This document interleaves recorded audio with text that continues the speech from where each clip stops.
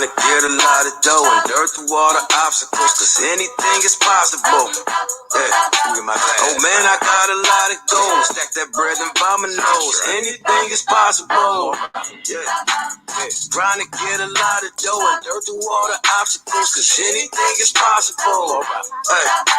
Oh man, I got a lot of gold. Stack that bread and by my nose. Anything is possible.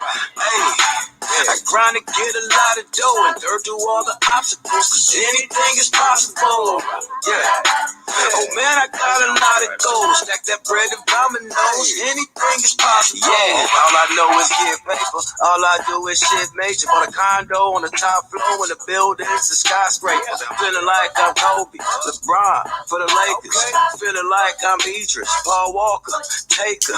New Rollie, no diamonds in it. New Porsche, all dimes in it. I'm infatuated with fine women. Corona extra with the lime in it. Just a chase the Henny. Used to be a penny pincher. Now I'm in plenty business. Grind hard, nigga, on guard. Grind hard, nigga, on guard. Yeah. Trying to get a lot of dough and dirt through all the obstacles, cause anything is possible. Oh man, I got a lot of gold. Stack that bread and by my nose. Anything is possible. Hey, I grind to get a lot of dough and dirt through all the obstacles, cause anything is possible. Yeah.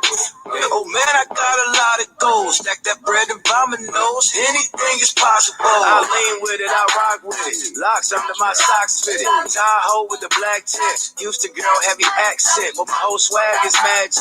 High five, fantastic. Make the money stretch like elastic. Making moves that you couldn't imagine. Me still watching my gallery, just to pull in that big boy salary. It's just the way that it has to be. I'm a bad boy, Mike Lowry, while I'm sipping this Henny, and all of my niggas is with me. Yeah, grind hard, nigga, on guard. Grind hard, nigga, on guard. Yeah. Trying to get a lot of dough and dirt through all the obstacles, cause anything is possible. Hey. Oh man, I got a lot of gold. Stack that bread and by my nose. Anything is possible. Hey, I grind to get a lot of dough and dirt through all the obstacles, cause anything is possible. Yeah. Oh man, I got a lot of gold. Stack that bread and by my nose. Anything is possible.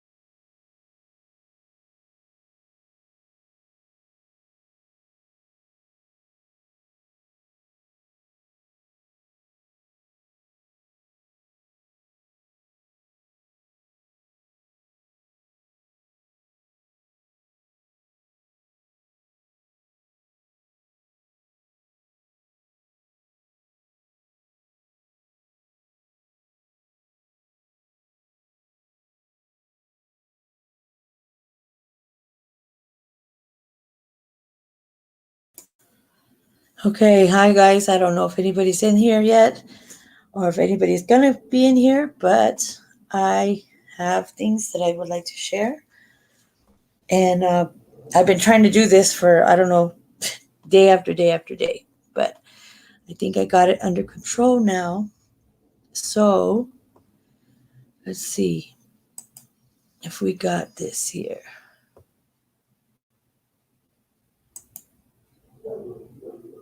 I got 2 StreamYards open. Shut your mouth.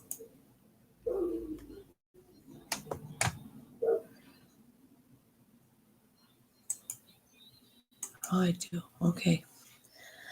I did.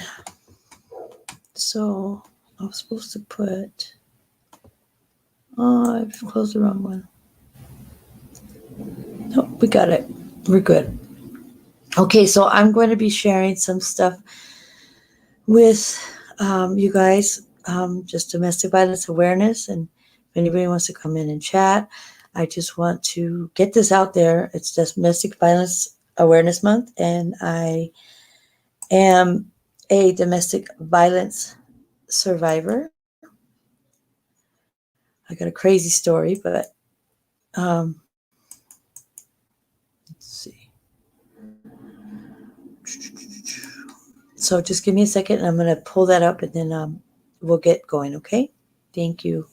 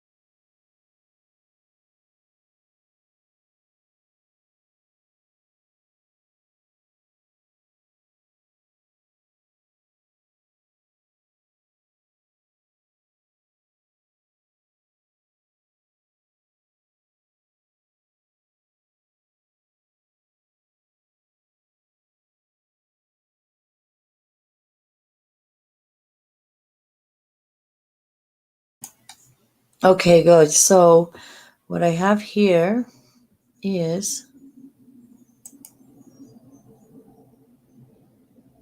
it is going to be I'm going to have a narrator, from the computer narrate it.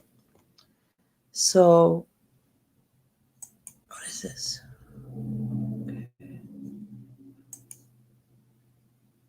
And so I'm going to have the narrator narrate it.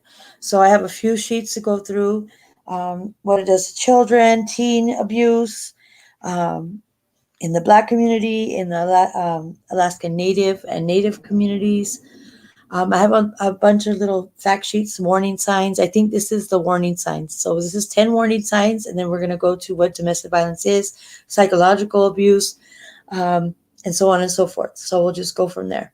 Okay?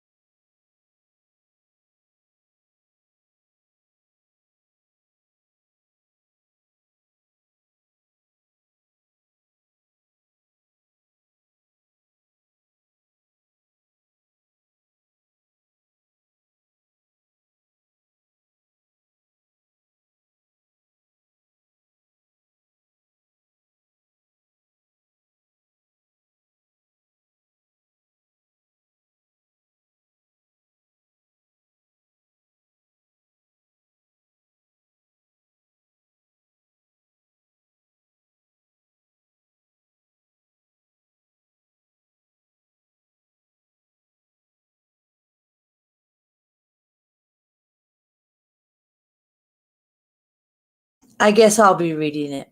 So here we go.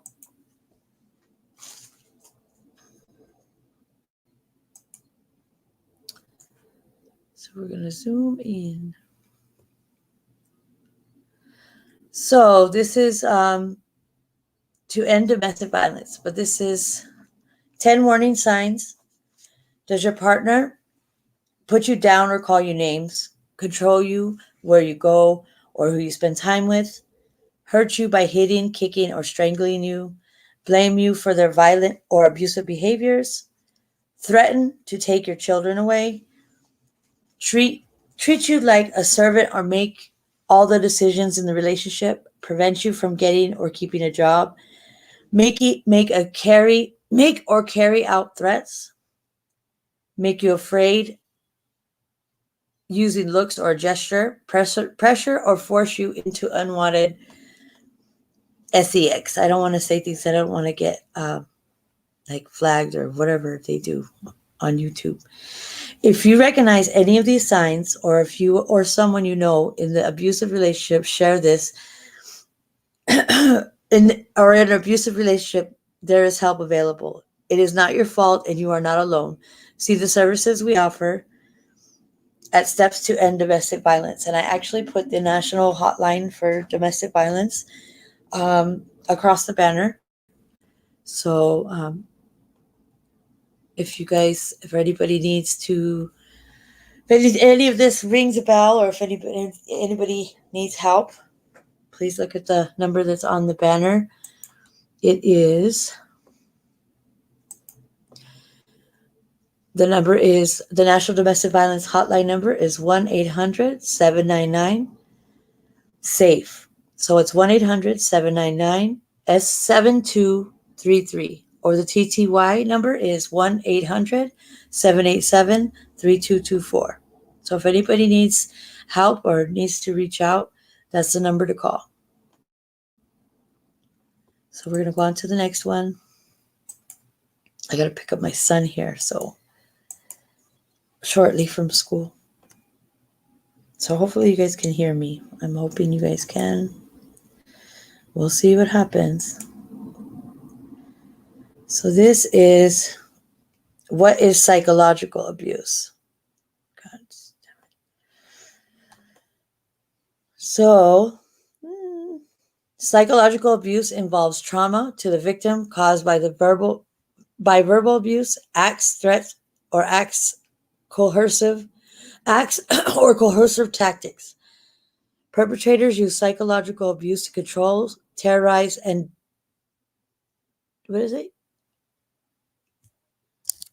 degrade their victims. It frequently occurs prior to or concurrently with physical or sexual abuse.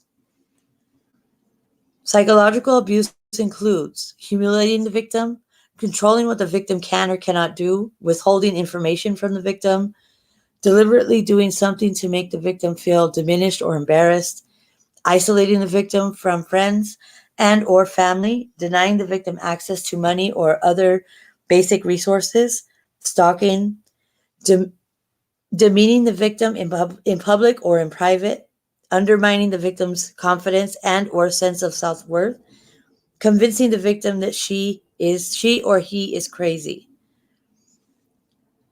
Why it matters. Let's see.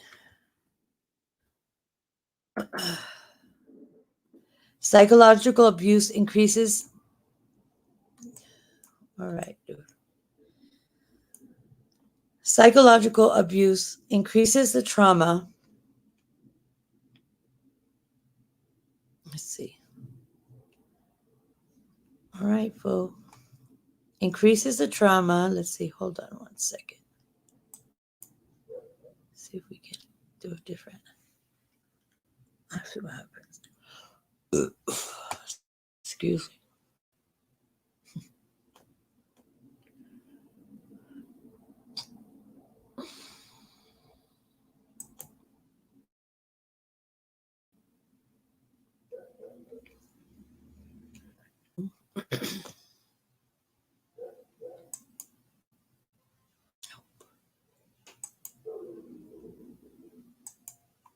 Just do black and white. They don't have black and white. Just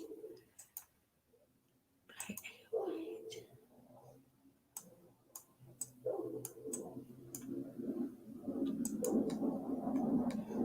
This is hard to read. Very hard to read. Auto. It's a color. Let's see.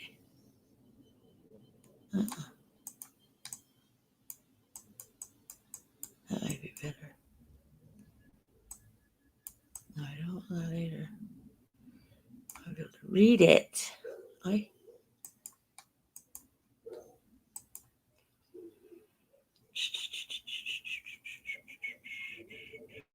Okay.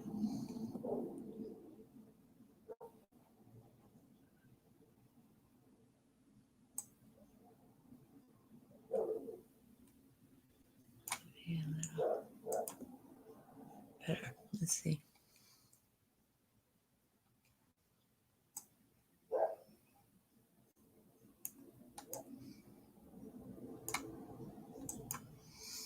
I don't know if it's any better. Well, I'm trying. Okay. Done.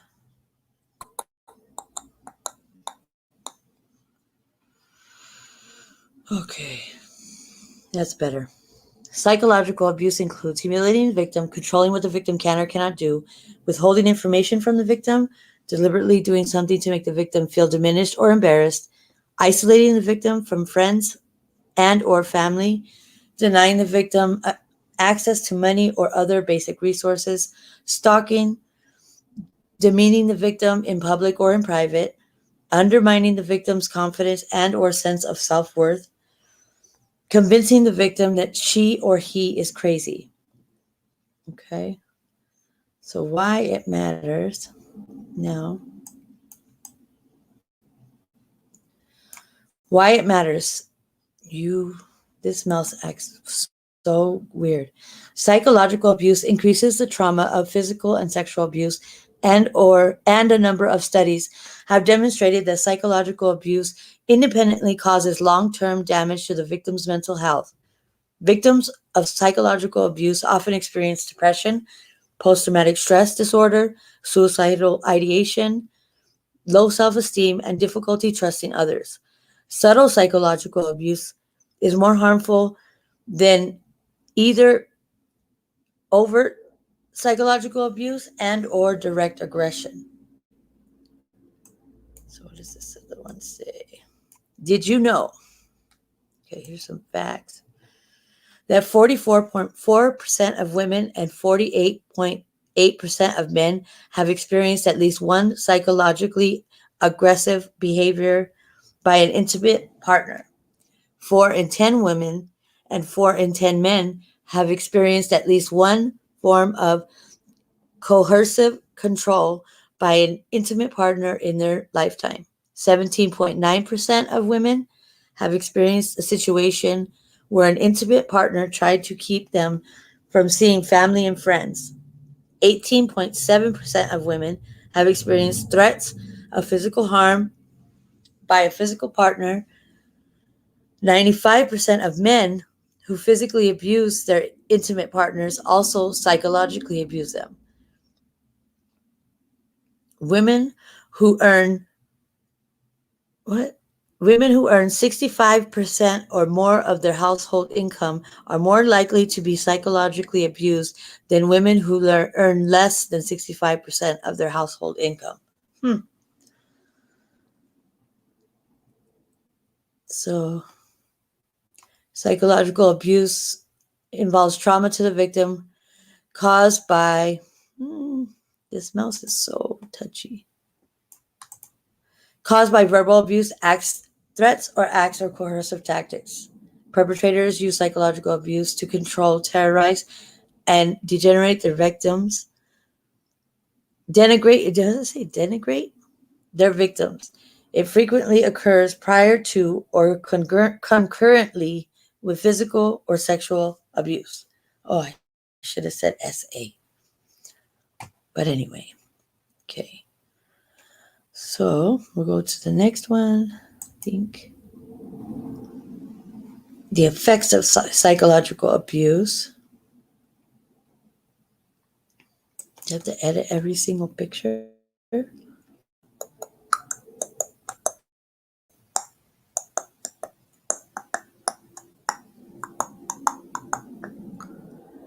Okay, so I guess we do.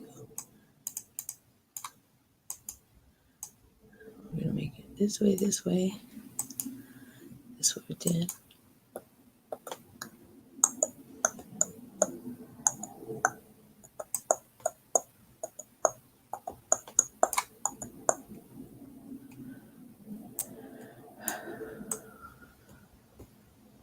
Okay. Ouch.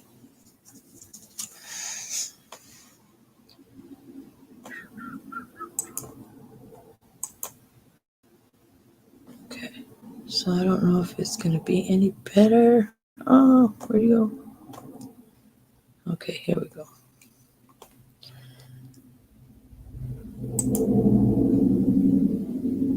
So the effects of psychological abuse. 7 out of 10 psychologically abused women display symptoms of PTSD and or depression. Women experiencing psychological abuse are significantly more likely to report poor physical and mental health and to have more than 5 physician visits in the last year. Psychological abuse is a stronger predictor of PTSD than physical abuse among women. Am I being psychologically abused? Does your partner threaten to harm you, your children, your family, and or your pets? Tell you you are worthless and that no one else will ever love you? Isolate you from your friends and or family? Control your behavior and monitor your movements and whereabouts? Tell you that you are crazy, demean you in public or private, constantly criticize you, blame you for everything that goes wrong, stalk you, cause you to feel guilt over things that are not your fault, threaten to take away your children. If your partner may be abusing you, for help, contact the National Domestic Violence Hotline, 1-800-799-SAFE, or it's 1-800-799-7233, or visit domesticshelters.org to access professional help. And I know those hotlines do help you, even if you're in another state and you're trying to get out of state, if it's that serious. I know for a fact that they will find ways to get you like bus tickets to either get back to your family or just to get away from your situation. They put you up in a hotel if they have capabilities. But I know that this hotline, that's why they have this hotline. So no matter where you are, no matter where you might be that you think there's no help, there's always help. So please utilize that number if you need to get away, because don't feel helpless and don't let the psychological abuse affect your thinking, because it makes you second guess your thought process. It makes you second guess everything that you do. Everything you do, it's a slow process, but eventually everything you do, and you don't even know why you're second guessing yourself. I mean, even just getting up in the morning, just doing basic stuff, you feel like, should I be doing this? Because that's how they get you in your mental state, like the psychological part of your mind. It's like they spin this web, and when they first meet you, they are your hero, your rock, the thing that makes you feel safe, the thing that made you feel the most safest ever. That's usually how it goes. They don't walk up to you and say, hey, my name's so-and-so. I'm going to beat you in 5 months and take you away from all your family and make you codependent. And when you try to leave, I'm going to take your ID and your birth certificate. If that were the case, then none of us would be with an abuser. They're very calculated, very, very manipulative. And they slowly creep in, little phrases like, who's that on your phone? Or whose number is that? And even if it's the same number that you answered, the same question, it's what it is just to cause you to second guess everything. It's to mess with your psyche. So eventually, just to avoid arguments, I remember I did. And I remember the thought process of why I did it, because he was asking about, nobody ever called me. I had my kids and I had my 2 little ones. They're older now, but I remember, I'd go to work, he'd go to work, and he kept asking me about the same phone number, and he knows the number, but he would ask me every day, and it just got constant. And so we think, as the ones that are being the ones that are being messed with, talk to like that, or just senseless things, because you're always thinking, what's going to make him mad, what's going to upset him, you don't know how they're going to be. You're always kind of on edge, and that's how they want you. They want you that way. They want you to feel like you're always, they just want to knock you down, all the way down, and they slowly chip at you. And then, and then us as women, we are caretakers. It's in our DNA. It's in our bloodline. That's the way we're created. That's the way we're wired, is to care for, to love, to mend, to fix. When our kids are hurt, we put Band-Aids on them. We make them feel better. And if you don't have not the education, but if you don't have the knowledge of this information, if you don't have it in your mind, and if you've never heard it before, you're not going to know. Because we think, oh, I don't understand, because, they made you feel safe, and you guys were, 2 peas in a pod when you guys first met. And, that was your one and only. And, he just was sent down from, some high place for you, and you never thought you'd ever find it again. And that's the way they make you. Because when they, and another thing is too, is when women, and it never, it's a constant. So when we get out of these relationships, that it takes a woman up to 8 times statistically to leave a relationship, 8 times, and come back. They leave and come back because they make you codependent. And the first thing they'll do is they take your credentials, they take your ID, or they'll take your birth certificate. They'll either hide it or they'll just take it from you, or they'll rip it up, or they destroy things like your phone, or you know what I mean? Anything that would give you access to an outside to get away, or just to have a way, because they make you think that that's your only way. And that's why you end up coming back, because you're like, oh, well, we'll try again. Because like I said, that's in our DNA to want to, if we love them enough, or if we just show them, maybe they're just having a bad day, and we start making excuses for them. And it's a whole the psychological, I think, is 500 times more worse and more long lasting, like permanent. It is permanent, because it does affect the way you look at people, the way you trust people, the way you let people in. You don't even let people in because you're not sure. And then sometimes you might be not letting people in that should be let in, because you're that cautious and you're that jaded and you're that, and sometimes, and a lot of times, we don't get in other relationships, or we might get, involved in the same type of relationship and just repeat the cycle. Or like me, I went through my marriage, and I was young, and he was a national champion in judo. And long story, I'm not going to get into it, because I want to give this information out on the domestic violence awareness first before I get into my personal, because you'd be blown away if you were hearing my story. But there were, when I eventually left him, and that was a process. But I knew when I left him, it got to a point to where I couldn't even cry anymore. I literally could not shed any tears. Like, he was kicking me like a dog, literally kicking me like a dog. I'm in the fetal position because I don't want him to kick my face or anything. So I don't want my kids to see marks on my face. So I literally would just, and he's a national champion in judo. So I've always thought about my kids, like, who's going to take care of them? I can't leave them with him. So I would find ways to just survive, basically. When it did happen, didn't happen every day, but when it did happen, but this, like I said, the psychological abuse is just the same as if somebody were to hit you every day, but 500 times worse, because every day. And it's very hard to find yourself again. And it's very hard to shake it off. Even when you go into a shelter, like, they don't bother you when you first go into a shelter. They don't bother anybody. And we all understand that we've all come from backgrounds, and you don't know how intense somebody else's background is. So you were not allowed, you can't approach another resident like in an aggressive manner.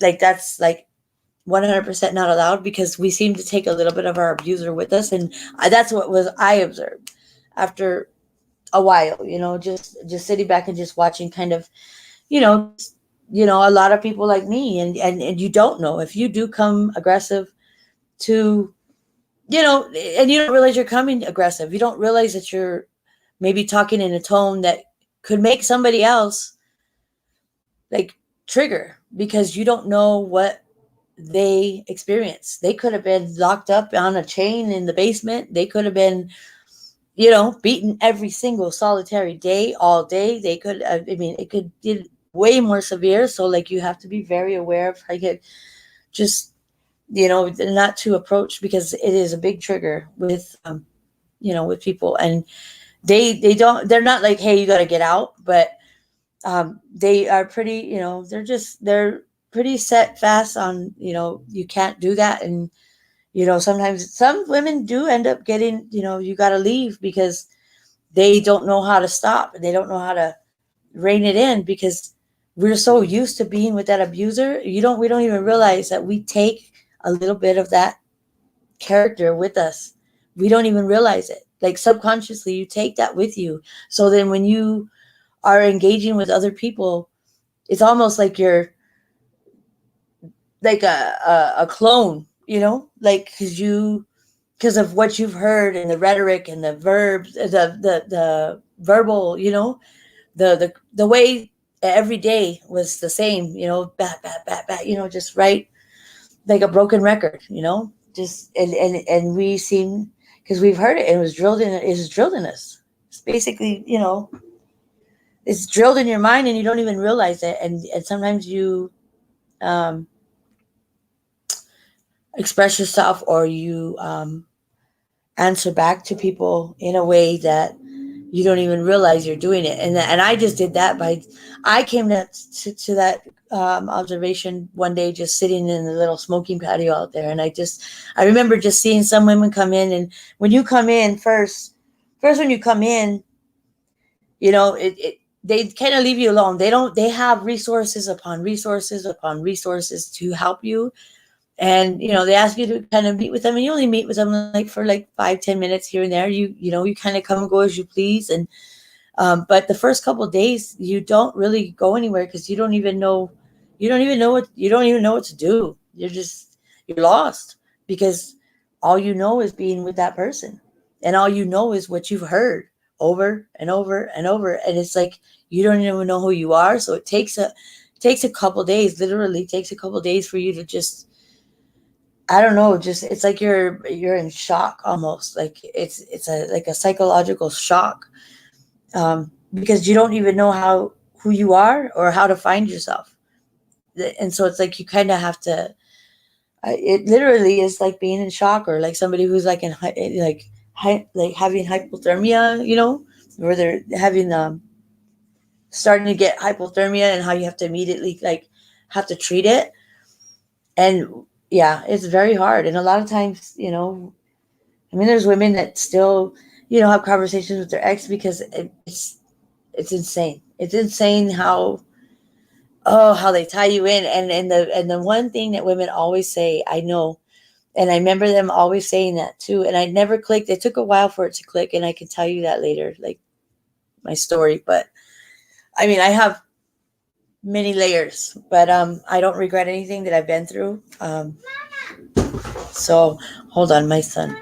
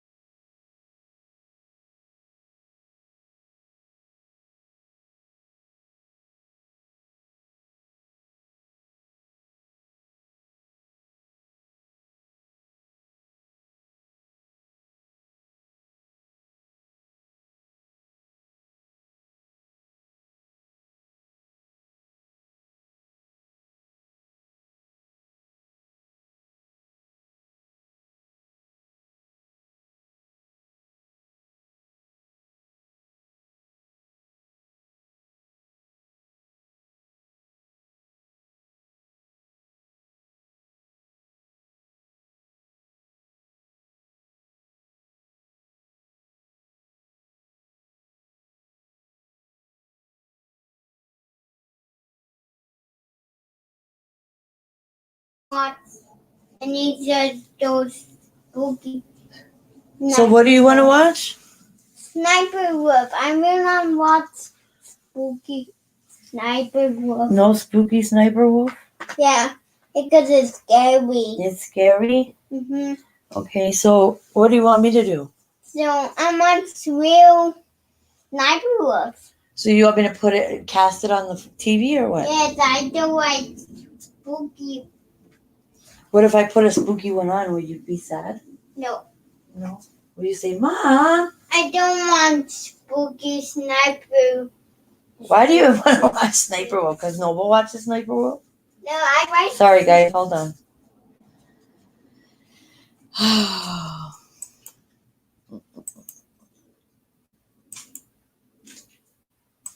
What is this? Okay. Sniper Wolf. Sniper wolf.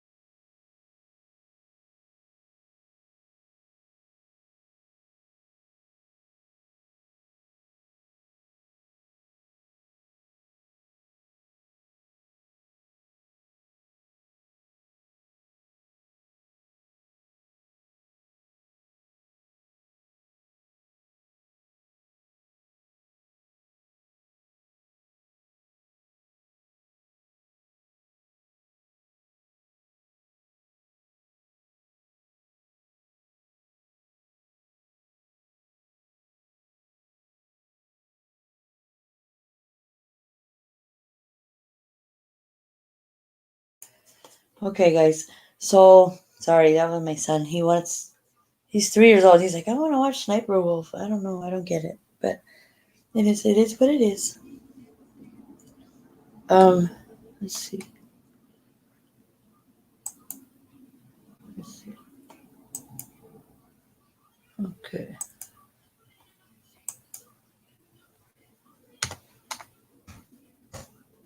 So anyway, I'm just I don't even know where I was, what I was talking about, but there's been a couple more of sorry, because my son's I have to go get my son pretty soon, so I want to get a couple of these read about here. Let's see.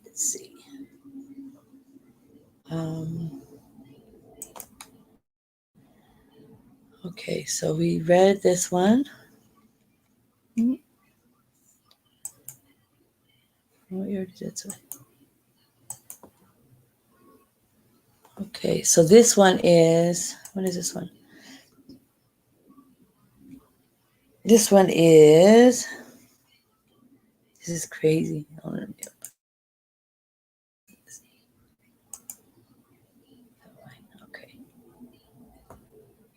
So this one is teen. Gotta edit this thing too.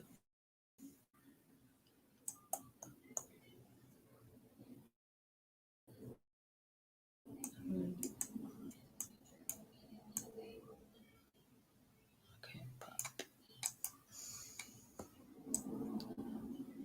Okay. Done. Okay.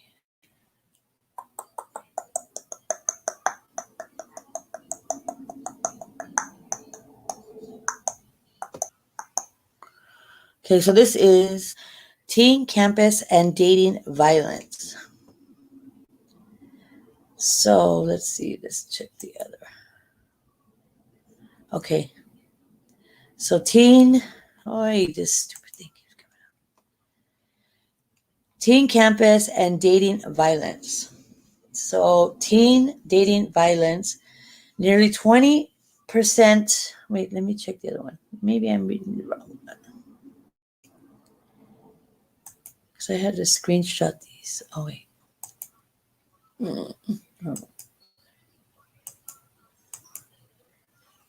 How to help. No, that's the second one. Okay.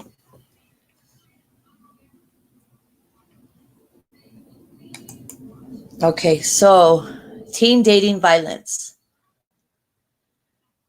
Nearly 20.9% of female high school students and 13.4% of male high school students report being physically or sexually abused, SA'd, sorry, by a dating partner. Nearly 1.5 million high school students in the United States are physically abused by dating partners every year. A 2013 study of 10th graders found that 35% had been either physically or verbally abused. 31% were perpetrators or physical or verbal.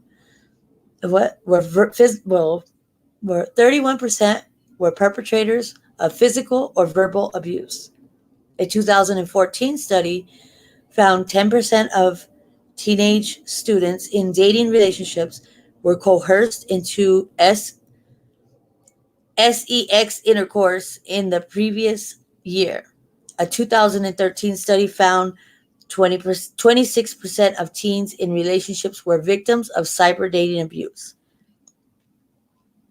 Females were twice as likely to be victims as males. 57% of teens know someone who has been physically essayed or physically or verbally abusive in a dating relationship. Only 33% of teenage dating abuse victims ever told anyone about it.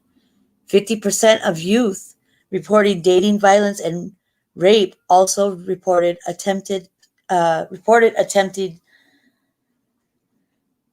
suicide.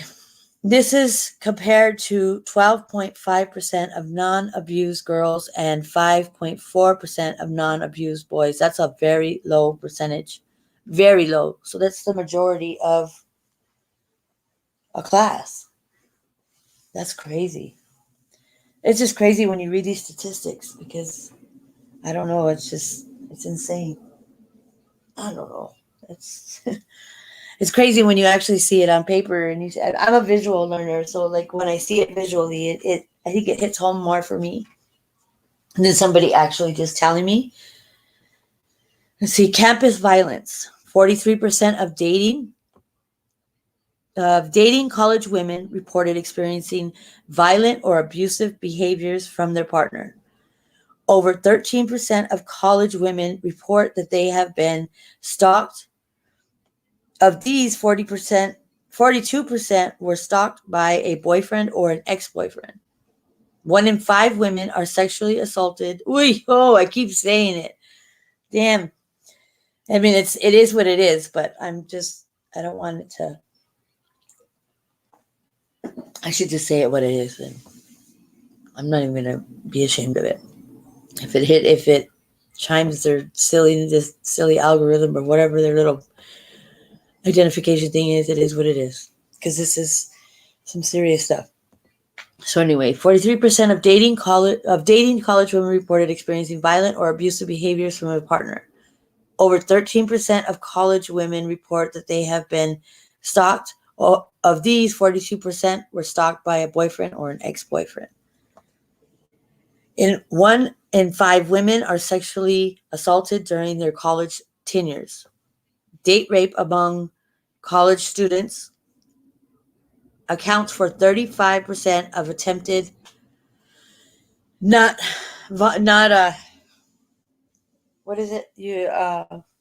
giving consent.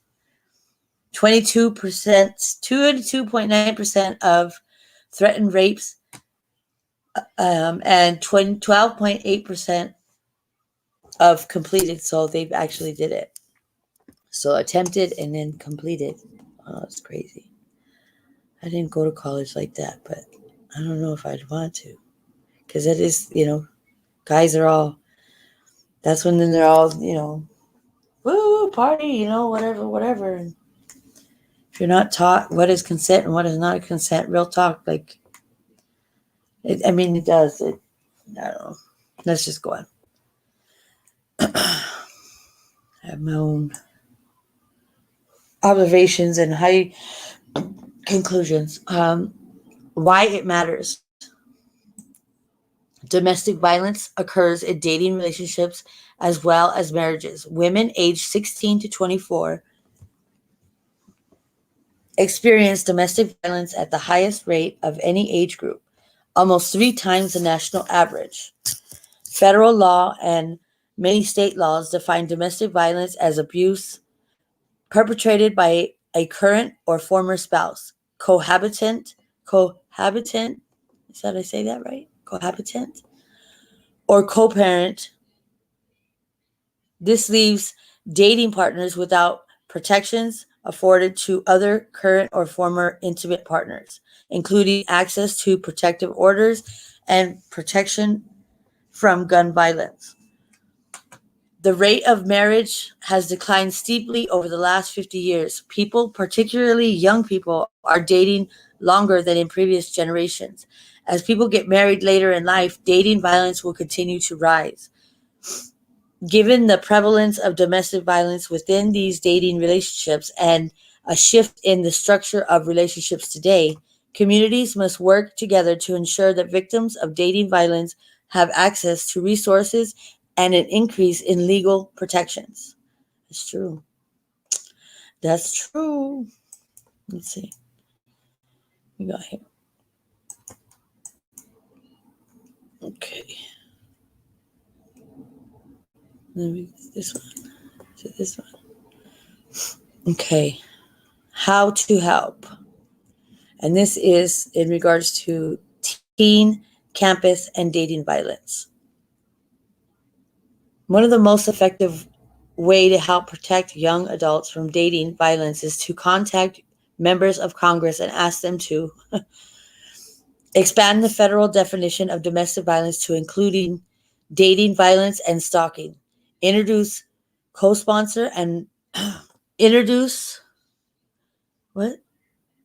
That's co-sponsor, right? Yeah. Introduce, co-sponsor, and vote in favor of legislation, especially establishing and funding classroom-based programs to educate middle and high school students about healthy relationships, domestic violence, SA, dating violence, and stalking. Support legislation providing additional funding for local program initiatives that provide counseling services to youth and children who are abused by dating partners and or witnessed domestic violence. Fund college campus programs aimed at increasing evidence-based domestic and sexual violence education, prevention, and intervention. Increase funding for Violence Against Women, for Violence Against Women Act, VAWA programs. Encourage local schools and youth programs to train teachers, school counselors, and athletic coaches on how to recognize children and teens who are victims of intimate partner violence. Provide educators with resources and prepare them to intervene in domestic violence. Intervene in the domestic violence, dating violence, and stalking situations. Yep, because people don't want to get involved. They say the key word is, and what I've learned is, if you're ever in a situation where you're yelling for help or you need help and you in that position yeah, if you're in that critical position where you're yelling help, you never yell help. You're supposed to yell fire. Sounds goofy, sounds like it doesn't make sense, but if you think about it, if you yell help, people have a stigma about, oh no, it's it's a relationship thing. Like for some reason, nobody wants to step in, even if the guys or the female is beating the crap out of the other one, and it's blatantly obvious that it's domestic violence. No, they don't want to get involved, but people that, even if you're living right next door, like in a duplex or apartments, and you yell help, people they'll be right there and they could hear you, but they won't come to your aid. So you're supposed to yell fire. If you yell fire, people are going to come out and look for the fire because they don't know where the fire is. They just hear somebody yelling fire. So being in that they're worried about where the fire could be, they all come out of their house. And then at that point, it kind of makes where somebody will intervene because it's obvious that they can see you, you can see them, or maybe the neighbor can see that person across the street, and then they feel, I hate to say it's not obligated, but you know what I mean? That's the only way something could make that situation stop. Because if you yell help, good luck. I'm telling you, it doesn't work. Because it happened to me. And and people were like, oh, I didn't hear you, you know? But I learned that you yell fire. You never yell help. You yell fire, because if you're around any kind of residences or businesses or any kind of other people, always yell fire. Just please remember that, because that will probably, it could save some people's lives. And that's, it sounds so corny, but I bet you it will save somebody's life. If they have that knowledge, please share it, and please share that information with anybody. Even if they say they're not going through it and you think they're going through it or you're going through it, keep that in mind. Yell fire, not help, because people will come out to look for the fire. Like I said, and if there's more than one person or one business or one resident around you, everybody's going to come out if you yell it loud enough, because they don't know where the fire is. And that's could help de-escalate that situation. So please, I am very passionate about that. Is a very I don't know why this stuff like this is not talked about more. And it sounds so goofy, it sounds weird, it sounds like oh yeah, right. But until you're in that situation, you would never understand. That will save your life. It could save your life. Could save, your kids from being hurt. Any situation from somebody hurting you, possibly trying to kill you. The word fire is going to do have a lot more effect on the people around you, because if you yell help, no, they don't want to get in relationship stuff. So I know I said it 15 times, but I just really want to reiterate to always yell fire. Okay? So let's go to the next one, because I'm going to go get my son.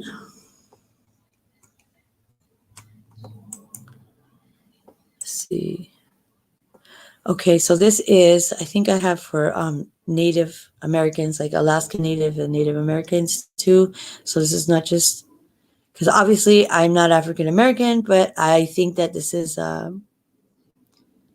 very, it's a wealth of knowledge, I think. So, and I haven't even read it yet. So if anybody's watching this, this is the first time I'm reading it as well. So I might be blown away by what is said here as facts.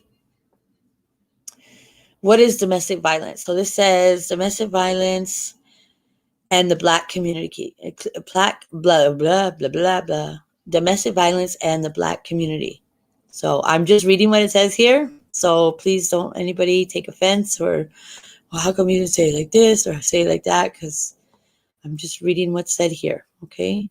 And this is all like fair use information. I'm just trying to bring awareness and bring education, because it is critical and very vital. And hopefully this will help people, maybe prevent them from letting something continue. Maybe they'll be like, oh, I heard that crazy ass girl on YouTube. She said something about something. Hopefully maybe something will stick.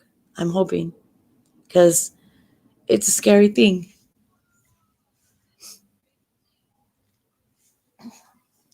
So domestic violence in the Black community. What is domestic violence? Domestic violence is the willful intimidation, physical assault, battery, SA, and other abusive behavior as part of a systematic pattern of power and control perpetrated by one intimate partner against the other. It includes physical violence, sex violence, threats, and emotional abuse. The frequency and severity of domestic violence can vary dramatically. Just like I said, you don't know what the other person has gone through. So I think people should be mindful.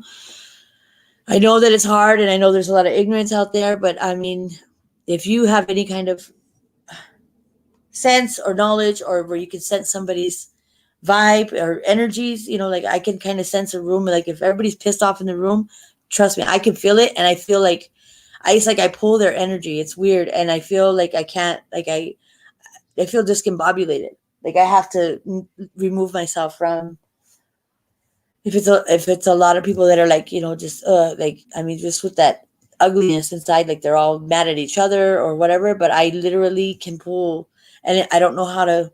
They said, somebody was telling me that I don't know how to control it or be able to wean it off a little bit. It's like I pull it all in, and I don't know how to limit myself from pulling that energy. So it's like it makes me lightheaded and all that stuff. So it's not just anger, but I can feel a lot of emotions. I'm very, I guess they say, empathetic or empath or whatever you call it.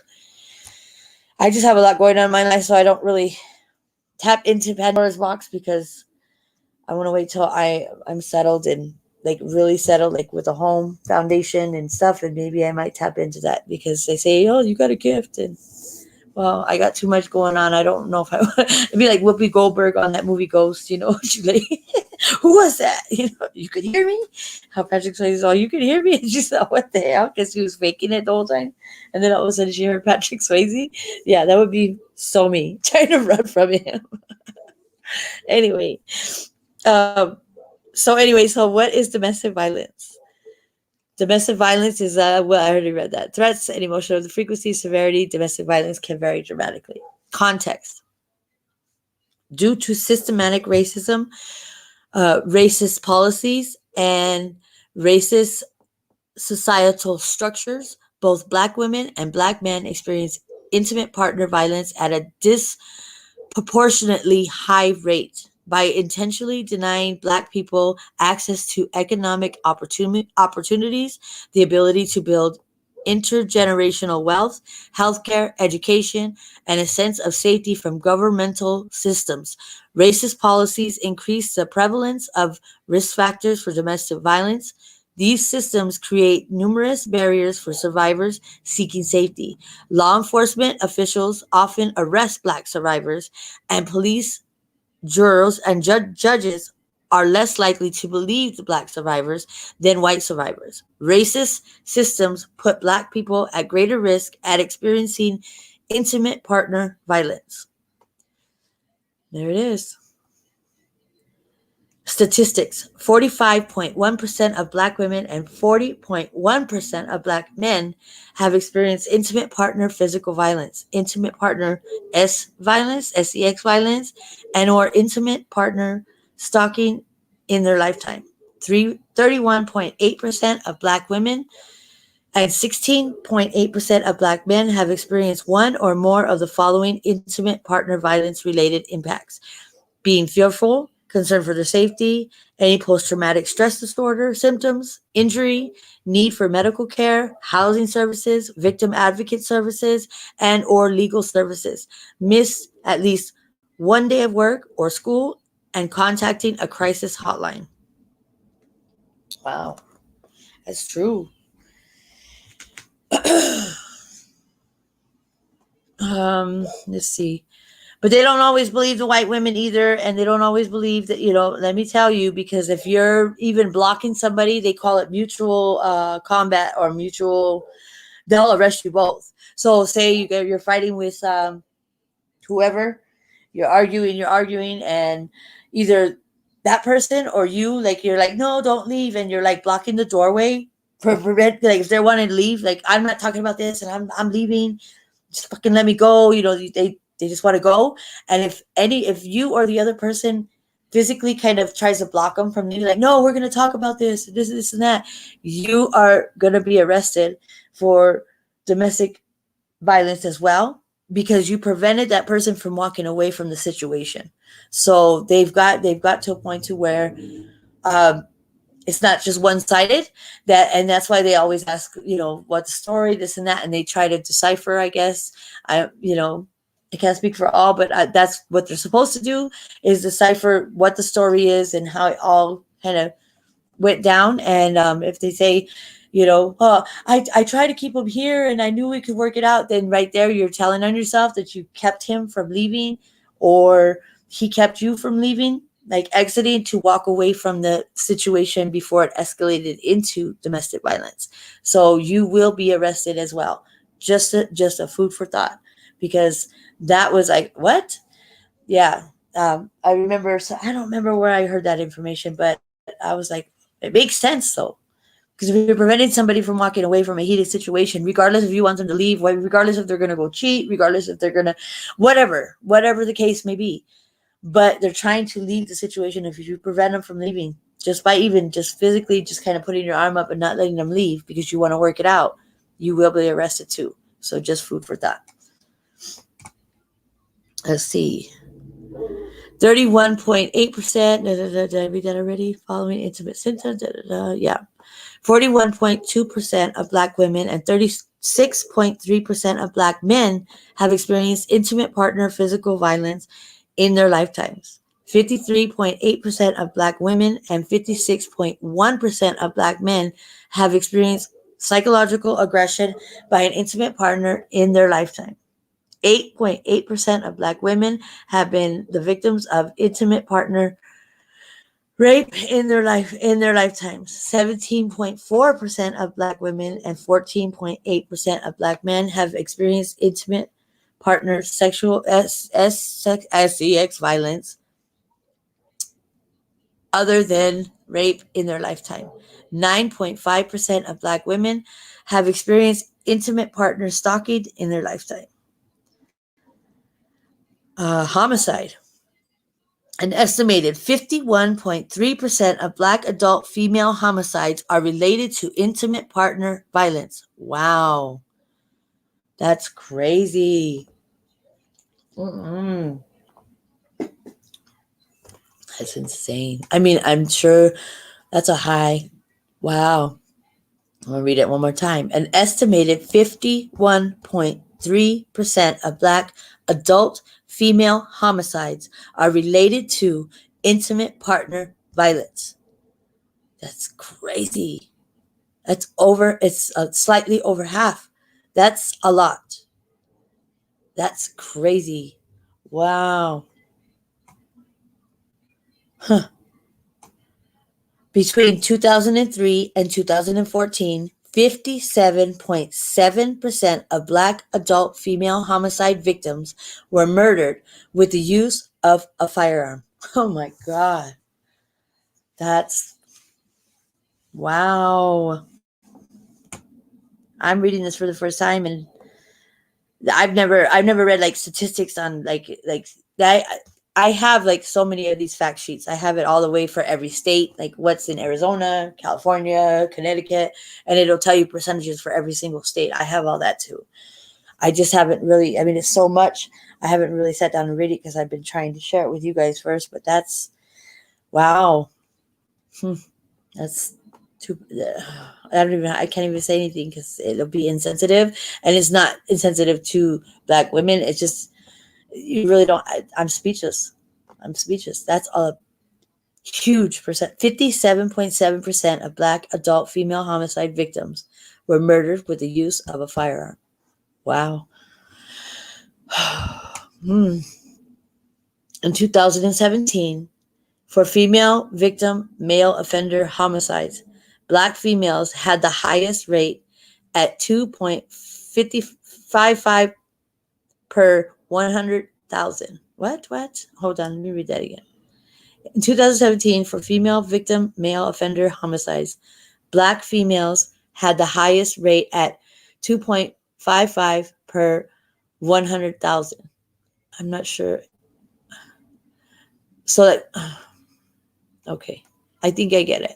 Math wasn't my thing. I can remember a phone number from 15 years ago, but I don't know. It's like everything like freezes up when any kind of number. It's when they started doing the algebra where they're like this with the letter, and I'm like, wait a minute, hold up. You can't be putting that shit together. Now you're confusing me. And I just kind of I think I shut down. I was like, I can do geometry and all that stuff. But yeah, when they started doing all that times X this and what's the total of X, and oh yeah, done.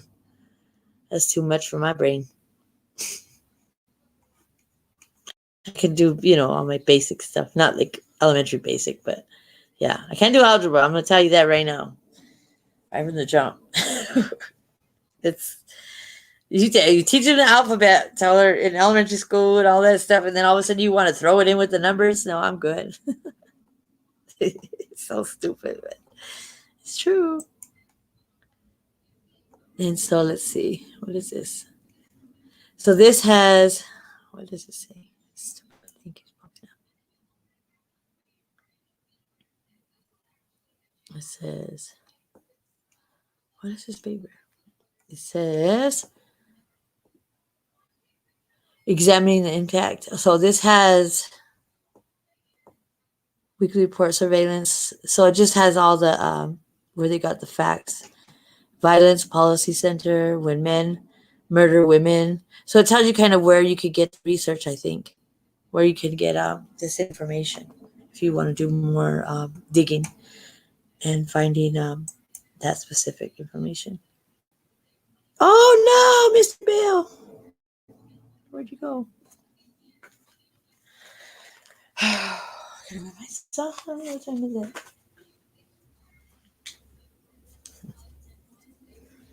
Should have told his dad to come in. Okay, so we're at. Damn, see how many I have? I have a lot. So this is male victims. Okay. Male victims, domestic violence and children. Oh, snap. So I was going the other way. This thing needs to go somewhere. Copy text from image. Get that front door out of here.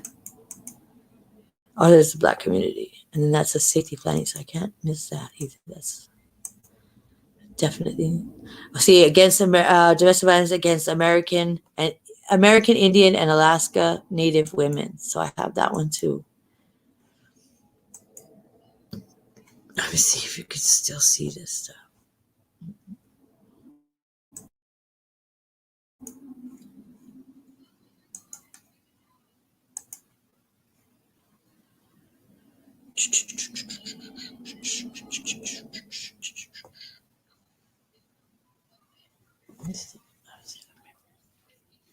Okay, so I'm going to go through a couple more here, and then I'll probably come back and finish it up. Okay, we have my son. Because I've been trying to get this out for a minute. Let's see. And so we'll do the Alaska Native. I want to get the thing that affects children too. But the safety plan, probably we can go over that real quick. Testing is getting on my nerves.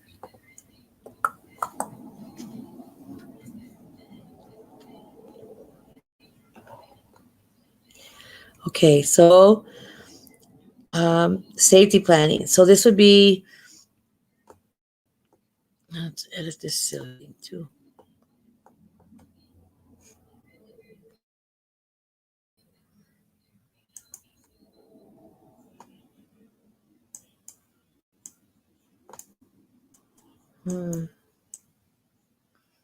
You can do it.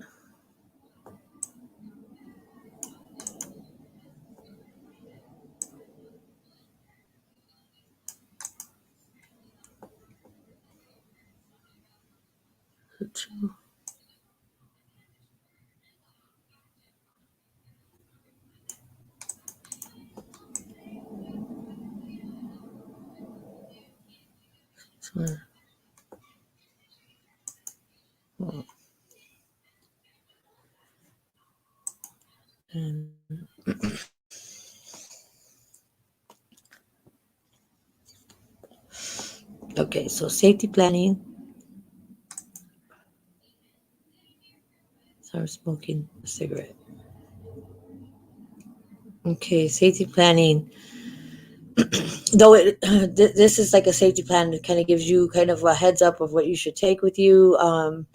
If you're trying to, but you don't want to let them know that you're doing it. And always, while it's on my mind, always make duplicates of your birth certificate, your social, and your ID.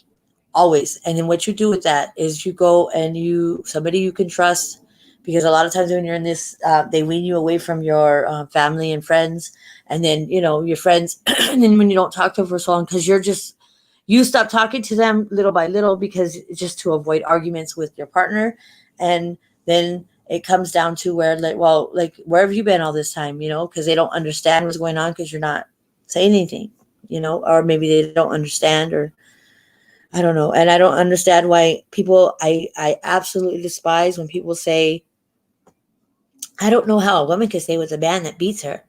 Oh, that will take me. Oh, you will get my adrenaline pumping real quick because, like I said, they don't walk up to you and say, hey, my name's so-and-so. I'm going to beat you in 3 months. I'm going to take you away from your family and friends, and I'm going to isolate you and make you codependent too. So you can't get it. You can't go anywhere or do anything. So basically you're mine.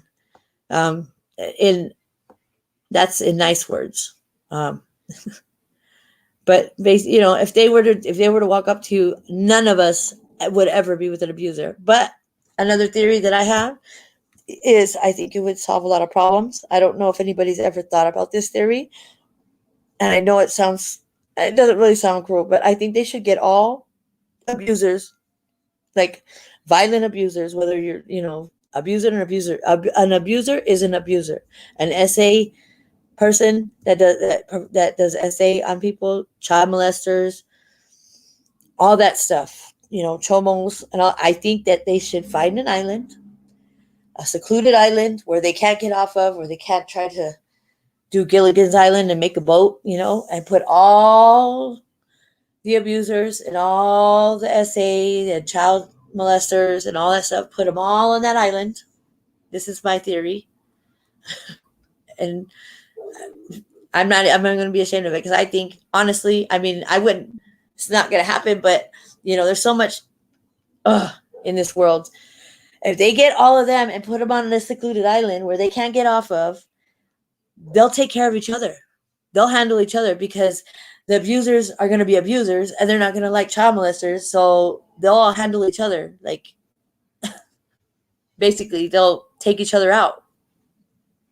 That would eliminate all these high percentages that we read in these statistics. Just my theory. That would be my solution.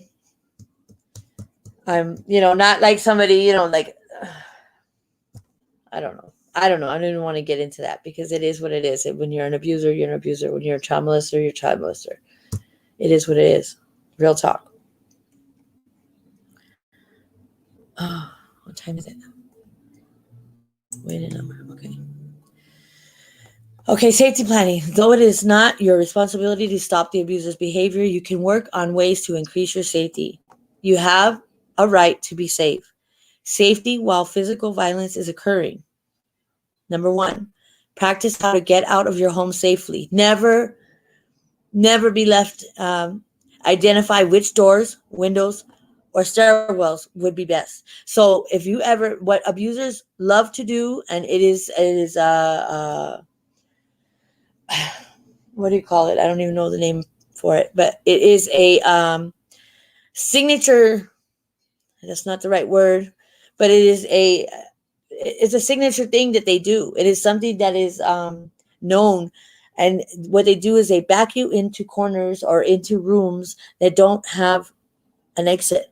Think about it, like the bathroom or anything. So if you're ever where physical violence is about to happen or it is happening, always be vigilant about don't run into the bathroom. Don't always go where there's an exit. Always where there's a door or a window that you could at least try. If you have to, you could jump out that window. You can go out that sliding glass door. You could do something. But always make sure that there's some way out. Whether it's a small window, a big window, it doesn't matter. If there's a way out, do it. Don't let them back you into the bathroom or places where there's no out. Because, that's why they do it, because you have no way out. And that's sick and twisted mentality of abusers. Because then they could just beat the shit out of you. That's the real talk. And they'll just beat the shit out of you. Where are you going to go? You can't go nowhere. You're in the bathroom. You have no way out. So always, and I even did it. I even implemented the safety plan, not even realizing it at one point. And I knew he was going to come home, and he was going to. I knew it. I felt it in my bones, and I was like, I'm going to stay right here by the sliding glass. I was in the living room because we had a sliding glass door for the, to go out to the backyard. And sure enough, he beelined it, bam, right towards me. And I made sure I opened up that sliding glass door so fast, and he was kicking me like a dog in the dirt, but I was outside and there was a back gate, and I didn't even realize I implemented that from being at the shelter before. It's crazy, and that's why I say this is good knowledge, and sometimes you utilize it in the times of these terrible incidences that occur with your kids too. Always have duplicates of their birth certificates and all that stuff, and give it to somebody that you trust. Give it to somebody and ask them to hold it for you. So if at any time, at any point that you leave or you want to leave, and do not let them know, don't let them get a hint. Somehow you got to do it on the sneaky, on the down low, but get duplicates of all your credentials and give them to, I gave mine to my best friend. And I didn't see her much because I was in that relationship, but it came in handy, let me tell you, because every time he would always take my birth certificate. Where are you going to go? What are you going to do? How you can get a job? That's what your mindset is, because they have you always second guessing everything. You can go get it, but you feel so helpless and so hopeless. You come back. That's why it takes a woman up to 8 times statistically to come and back and leave, come back and leave, because that's the way they hold you. So always make duplicates with your kids. Have like an extra bag, even if making an extra emergency bag and giving that to that person, to your mom, to whoever you trust, that that if at any time you decide that you're out, that you have that there to retrieve. So he might think that he has you and you're going to come back, but that might be that one time that you're not coming back, because you have enough confidence to say, okay, at least I have my ID, and so you can look a little bit at the glimmer of light that might be barely, like a little pinhole of light that you could see, but you'll see a way out. So this says, oh, look, I just said that. Have a packed bag ready. Keep it at a relative or friend's home. Identify neighbors you can tell about the violence. Ask them to call the police if they hear or disturbance at your home. Choose a code word to use with your children, family, friends, and neighbors when you need the police. So even if you call them, if it's heated, that too could work. You have it. It sounds funny, but it's true. And if they don't know, and you just say something just off the wall, like say you're on the phone with one of your family members, and you say that word, they know you need help. So I mean, it really does. It works. It does, and it could save you and your kid's life. Real talk. Or anybody else, your dog, everything.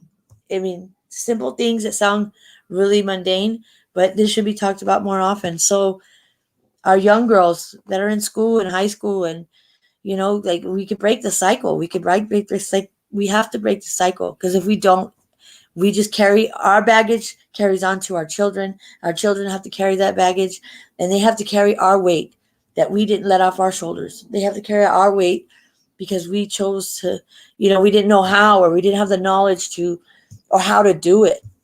And it's kind of easy stuff to know, but if you don't know it, if you don't know what you don't know it.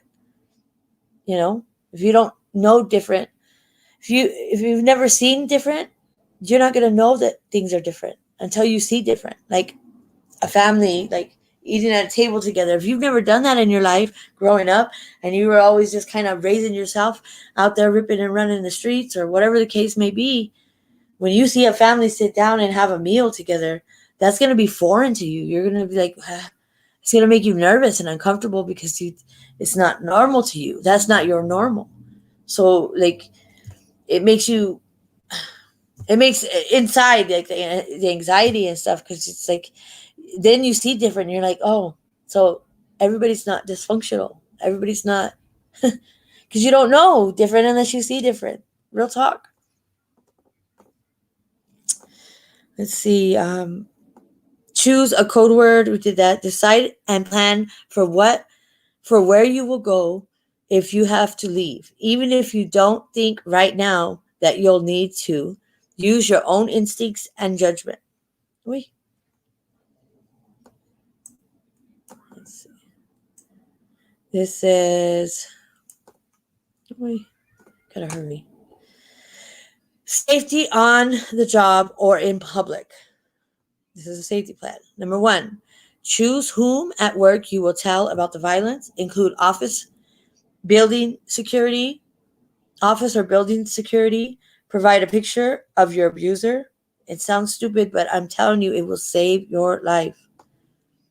Arrange to have an answering machine, caller ID, or trusted friend or relative. Screen your calls if possible. So, like, give them your because if they take your phone, you could at least retrieve your voicemail. You know what I mean? So if you leave and you're like at that point and you're leaving and you're trying to go to a shelter and they take your phone, because that's what they're going to take. They don't want you to communicate with nobody, but you'll still have access to your voicemail. So as soon as you can get to your voicemail service, you can change your PIN number. But if you give that information to a friend or tell them to change it, if you happen to contact them, maybe they can change it for you. So at least until you can come in connection with another phone or another, way to communicate, that is a good plan to do too, because yeah. And on any phones that are not in service, it doesn't matter what phone it is, they always contact 911. So you can have just a random phone that does not connect. Could be an old bulky, one of those flip phones or one of those, those ugly phones from back in the day, but they always connect to 911. So always have they have those at the shelters too. They're emergency phones. So if they take your original phone, at least you'll still have something that will connect to 911.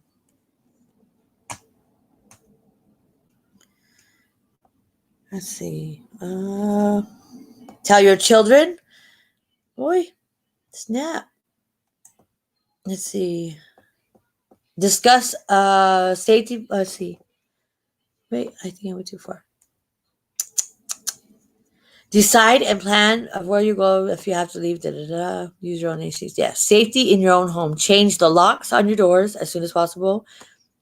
Buy additional locks and safety devices to secure your windows. Discuss a safety plan with your children for when you are not with them. Tell your children's school, daycare, etc., who is allowed to pick up the children. Tell neighbors and a landlord that your partner will no longer live with you and that they should call the police if they see them near your home. And you might think, oh, it's too much drama. I don't want them to know my drama. You want to know them. You want them to know. Maybe something will never happen again, but the percentage and the probability rate, yeah. Because as soon as they feel like they lost that control, oh, they go ape shit. They absolutely go ape shit. They go ape shit because they don't have that control anymore, and they get desperate and they will do anything, and that's why all this violence and homicides happen. Because they feel like they don't have that control anymore, and unfortunately, that's what it leads up to. So the safety plan is a very good idea.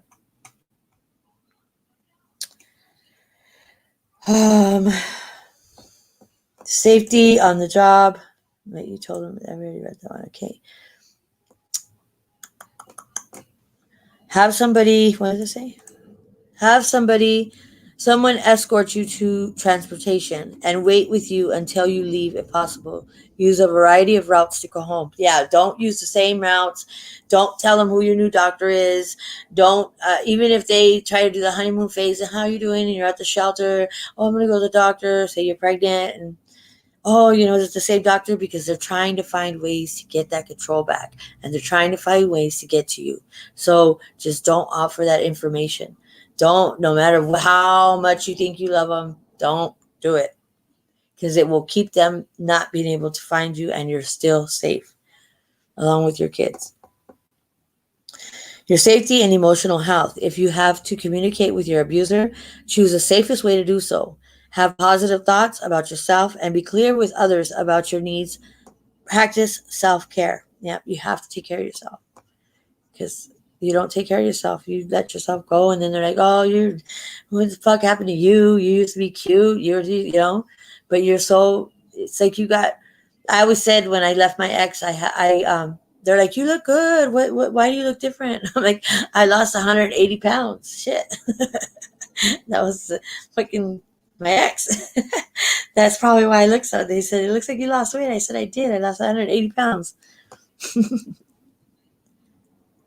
Your safety and emotional health. If you have to communicate with your abuser, choose the safest way to do so. Have positive thoughts about yourself and be clear with others about your needs. Practice self-care. Decide whom you can talk to freely and openly to give you the support that you need. Attend a support group. I know there's another one.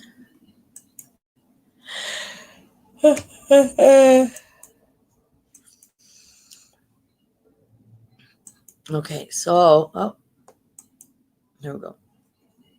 So here's your checklist.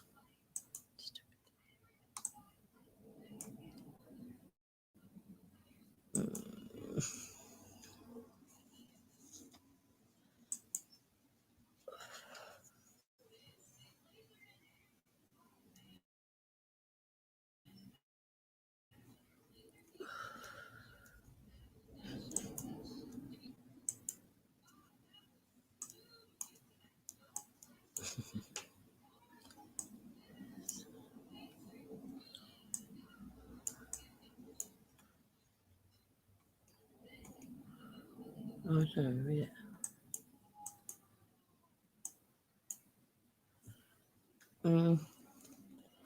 Okay.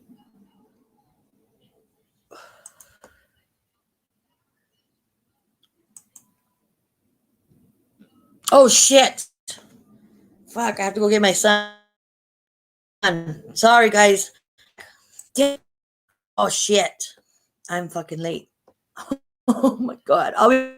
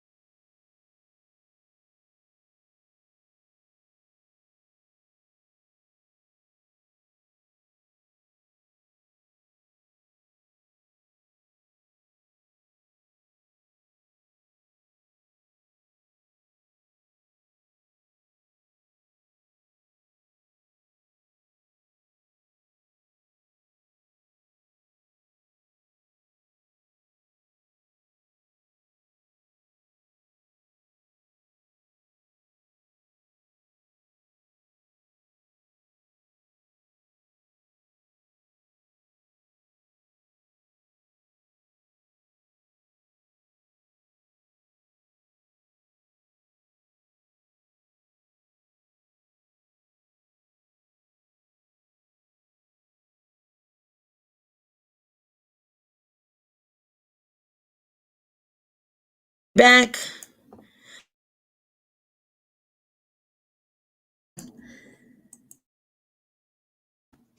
Come on. Really? I have to go get my son. He lost track of time.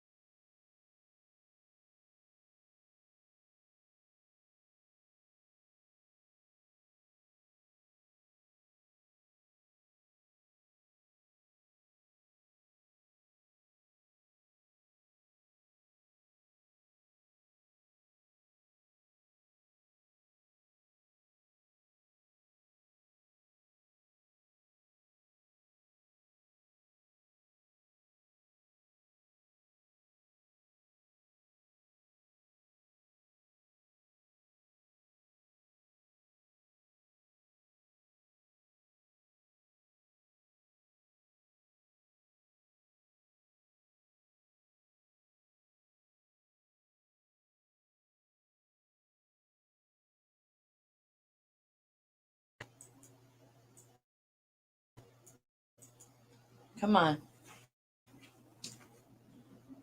I'm back, guys. I just had to go pick up my son. So sorry. I know nobody's in here, but I know somebody will see this stream eventually. But I had to go pick up my son. I was so late. So just give me one more minute. I gotta start the TV for them and back.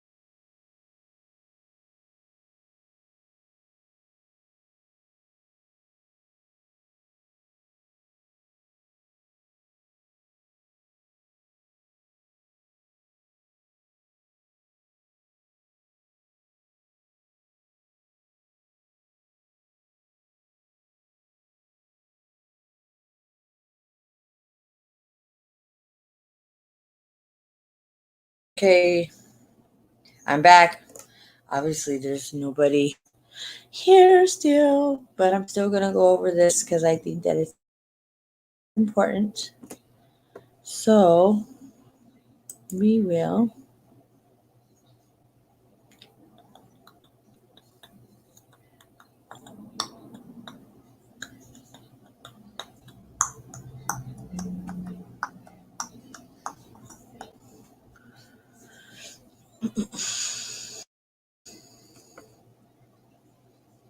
You can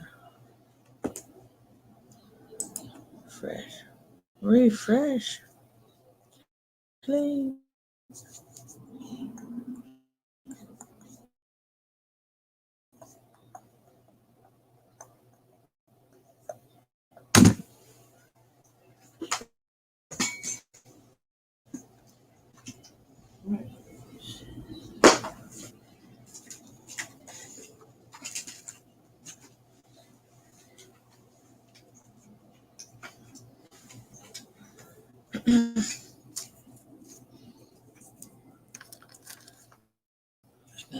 Okay, so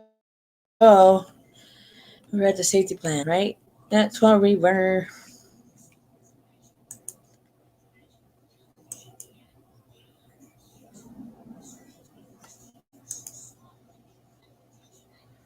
Okay, so L. So wait, one more time. Make sure I'm not good. Yes.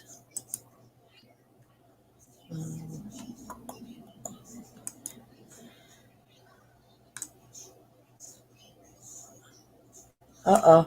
I started late.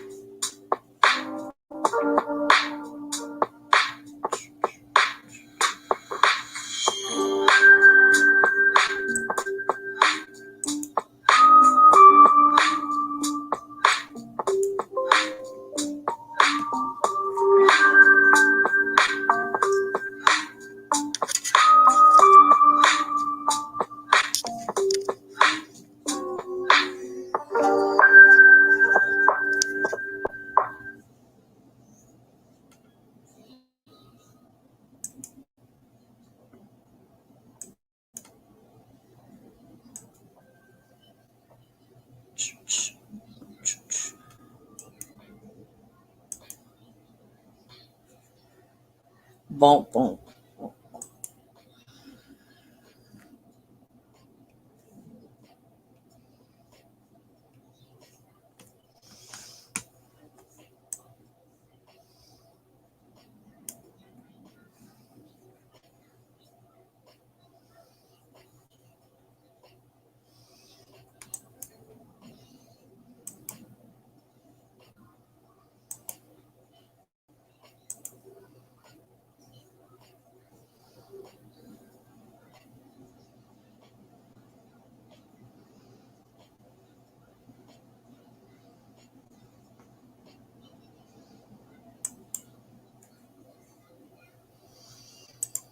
Okay,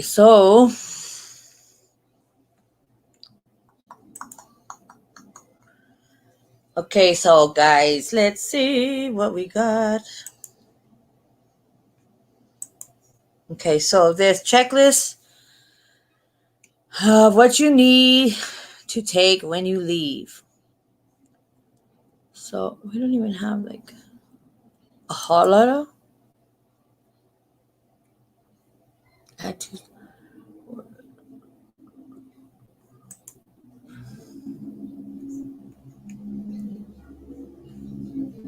Oh, that's what I did before. Hello. That's what I was trying to do last time. Thank you. Okay. Nobody.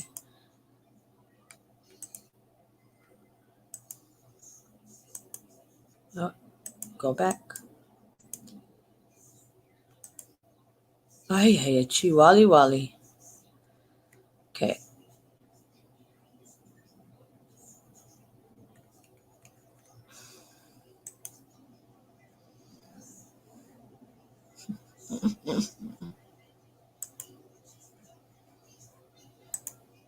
Okay.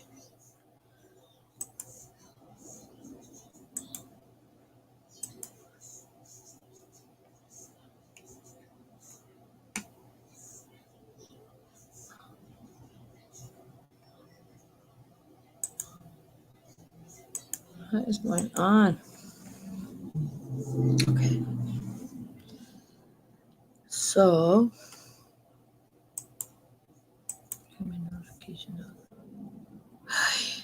okay, you're not my friend right now. So we're going to cancel you out there, buddy. Okay. We'll just do it like this, like how we did it before.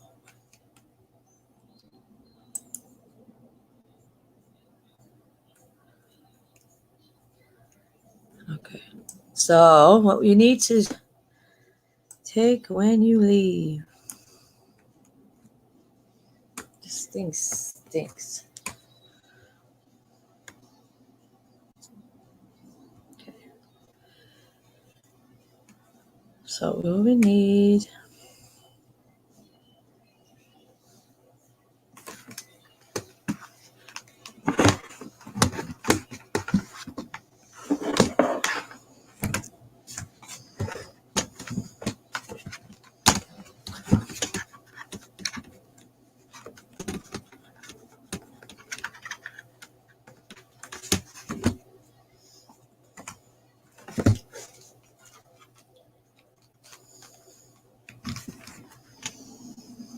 So we need to take.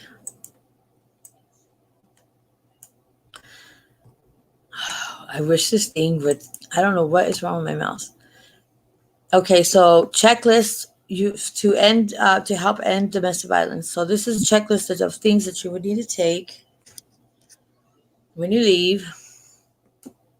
So you would want to have most of this like kind of packed beforehand. Like when he's at work or she's at work or whatever. Checklist what you need to take when you leave. Identification. Your driver's license, children's birth certificates, your birth certificates, social security card, and welfare identification. Financial, money and or credit cards, bank books, checkbooks, legal papers, relief from abuse order, divorce papers, custody papers, lease and rental agreement, house deed, car registration,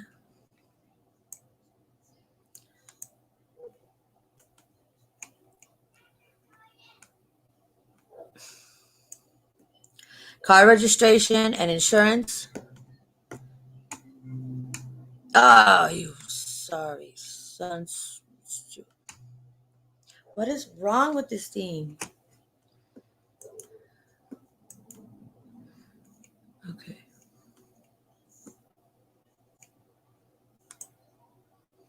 Car registration and insurance, health and life insurance papers,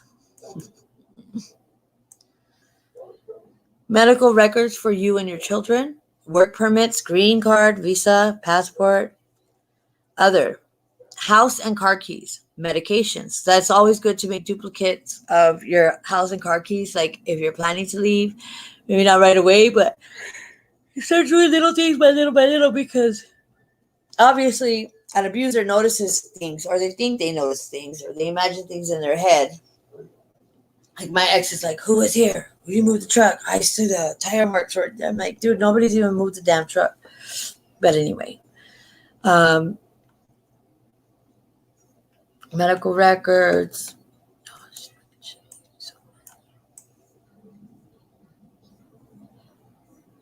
Work permits, green card, visa, other house and car keys, medications, address book, phone card, pictures of you, children, and the abuser, children's small toys, toiletries, diapers, change of clothes for you and your children, small sellable items like jewelry. Okay.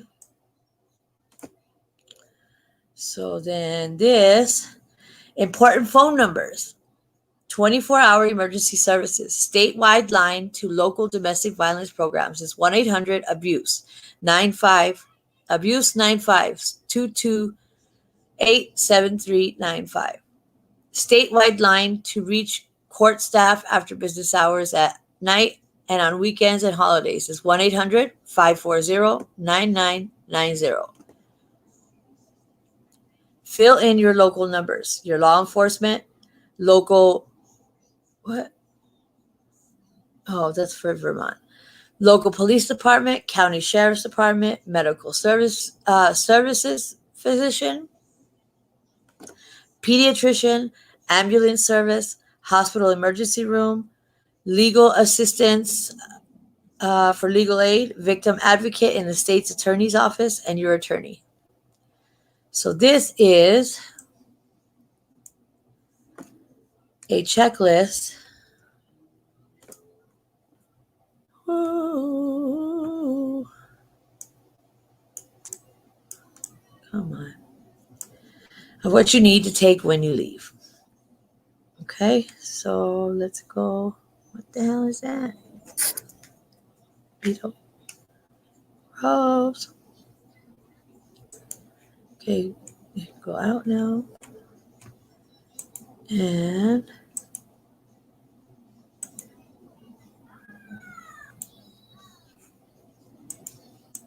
the kids are fighting.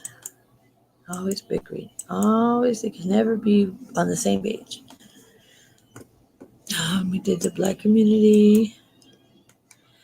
Let's do male victims. Because we don't want to discriminate because it can happen to a male or female.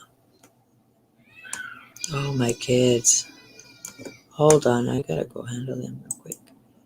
Sorry, guys. Sorry, so sorry.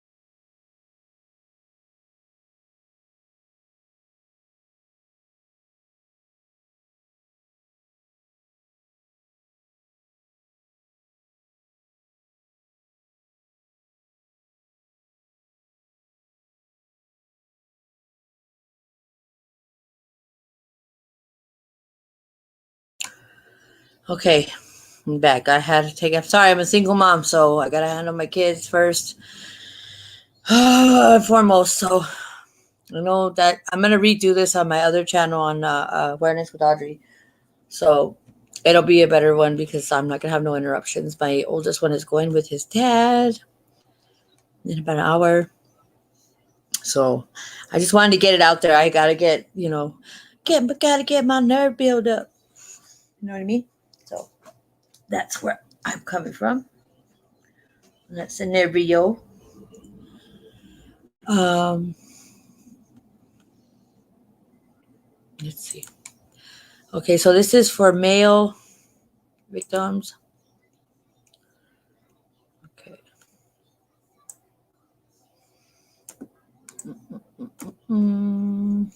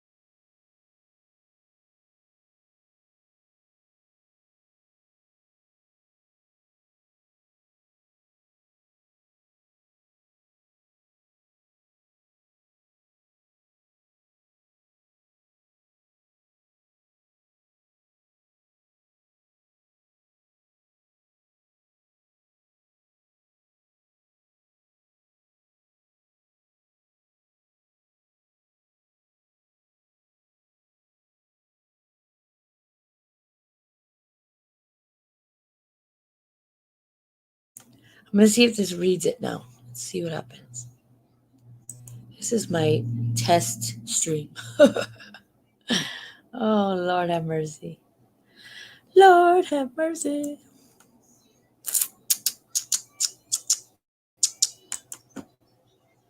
See if it'll do it. Photo portrait October 21st, 2021. Oh, no, it's 10:26 and 8 seconds a.m. No, we're not doing that, fool. This one. How about this one? She's supposed to read aloud right here.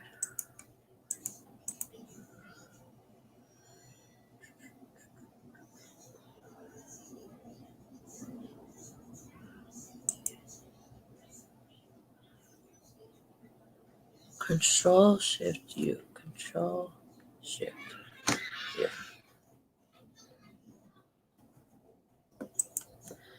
Control Shift U. Control Shift U. Control Shift U.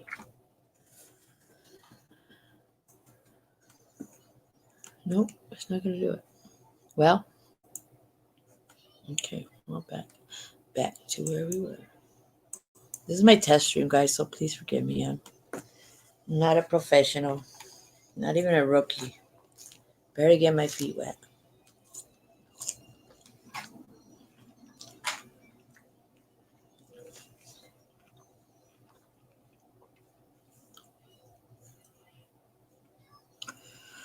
Okay, so this says, edit me first, is what it says.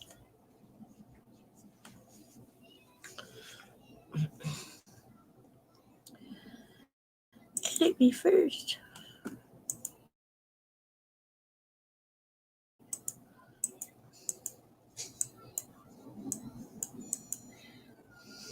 Come on, dude. Okay. Oh.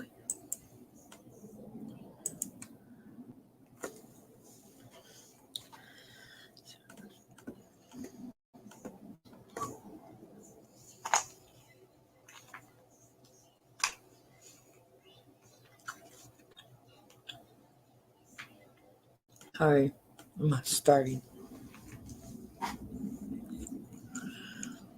So this says,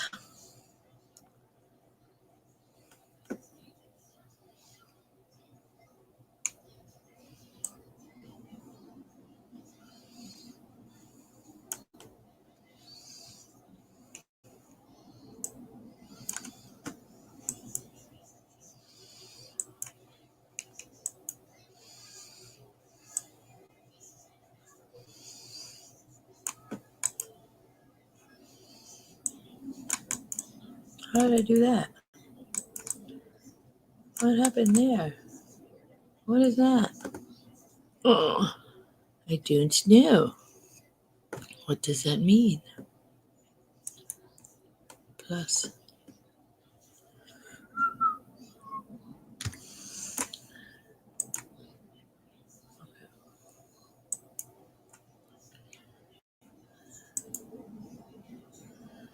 Okay, it's kind of hard to focus on it. See.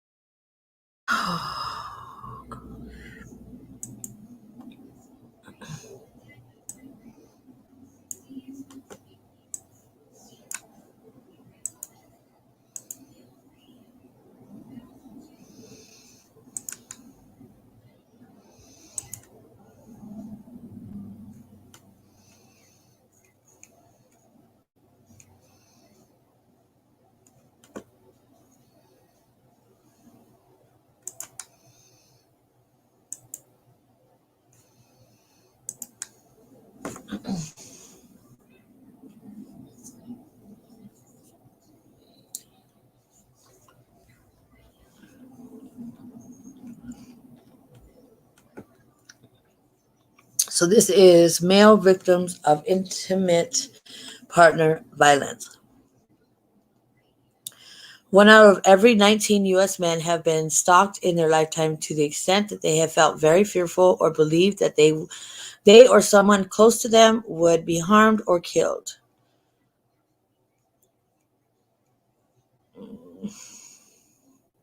Among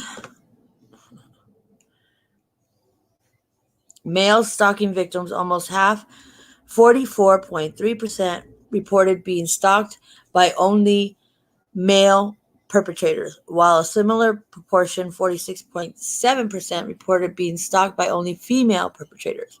About 1 in 18 male stalking victims, 5.5%, reported having been stalked by both male and female. Damn. Oh, what's spilling? What's spilling my water? Oh no. Mr. Bill. What's really going on? It was cold. Sorry, guys. Sorry, guys. I'm talking to myself, but it's okay. It's okay, man.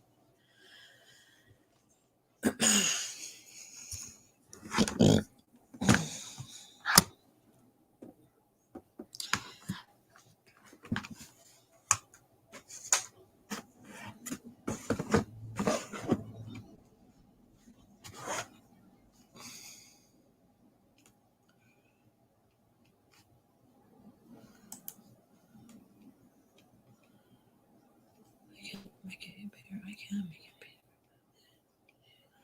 1 out of every.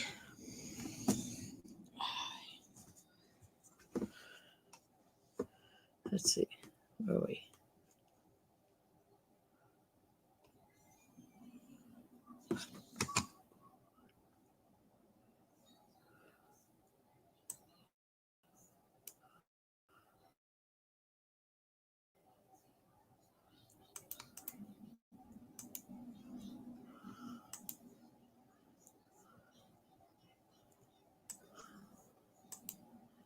I can't even get this shit down. Canvas print.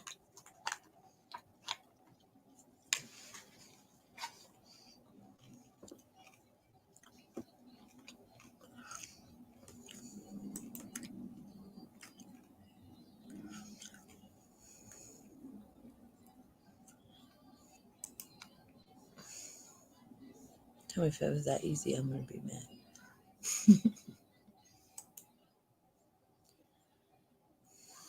Open it with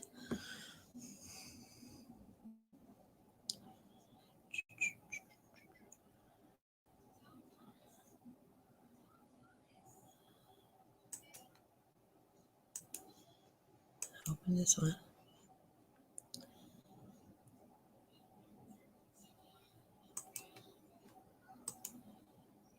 Shut your mouth.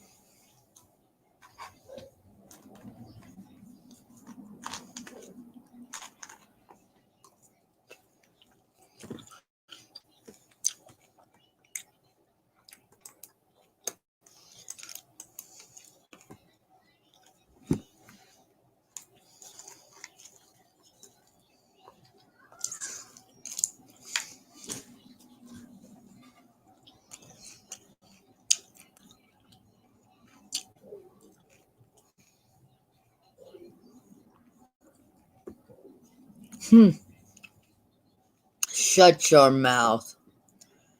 No frickin' way. Yeah. That's hilarious. You gotta be kidding me. You got to be kidding me.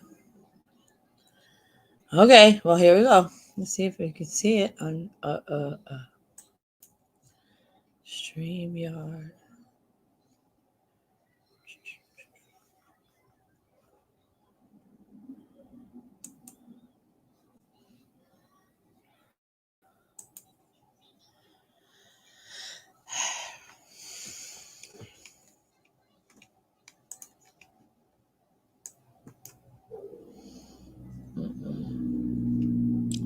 On this stupid computer. I should just do this on my damn phone. Complicated. They really are.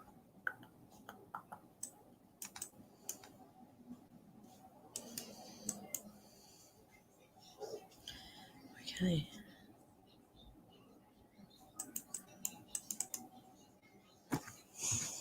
I don't know, dude. I don't know what I'm gonna do. I don't want to just give up though, because that's for quitters, right? I'm a quitter.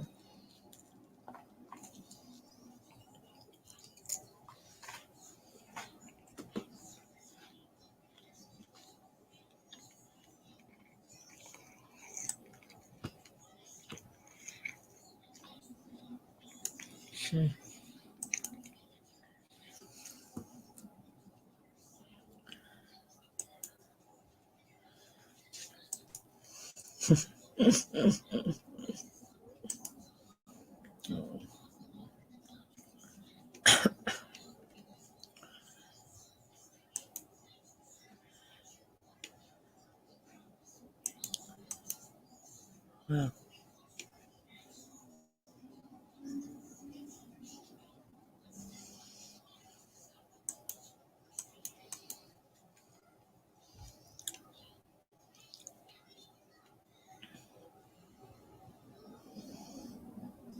Okay. Say male in 1 in 4 men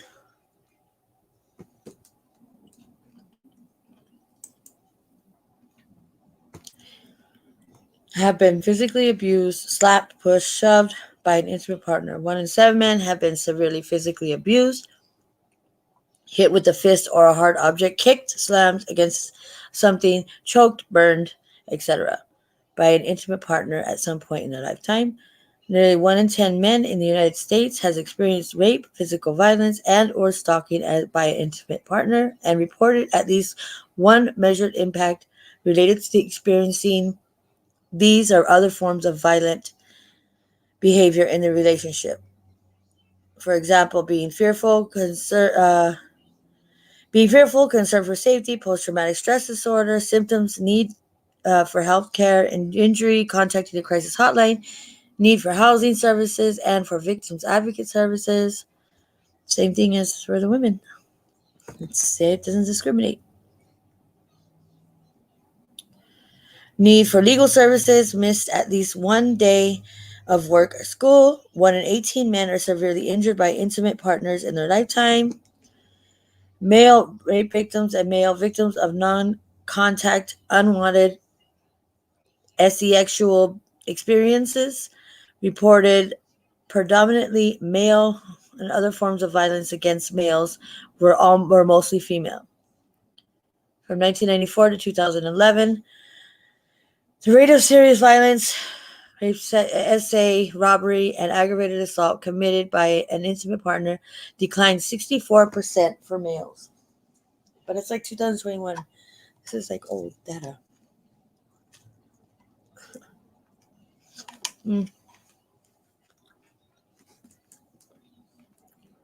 Teen dating violence. 13.4% of male high school students report being physically or sexually abused by a dating partner. Psychological abuse. This is a sensitive computer. It drives me nuts. No. What is going on? 48.8% of men have experienced at least one psychologically aggressive behavior being kept track of by demanding to know his whereabouts, insulted or humiliated, or felt threatened by partners' actions by an intimate partner in their lifetime. 4 in 10 men have experienced at least one form of coercive control, isolation from the friends and family, manipulation, blackmail, deprivation of liberty, threats, economic control, and exploitation by an intimate partner in their lifetime. Wow. Approximately 1 in 71 men in the United States reported being raped in his lifetime, which translates to almost 1.6 million men in the United States. 8% of men have experienced sexual SA violence other than rape, forced to put his in the sexual coercion, unwanted sexual contact, and non-contact unwanted sexual experience by an intimate partner at some point in their lifetime. It's when they're young, the older women, and they think it's a hot thing, but it's the same thing. It's the old ass women. They know that they're too young. The shoe should be on the same foot. Good for the goose, good for the gander.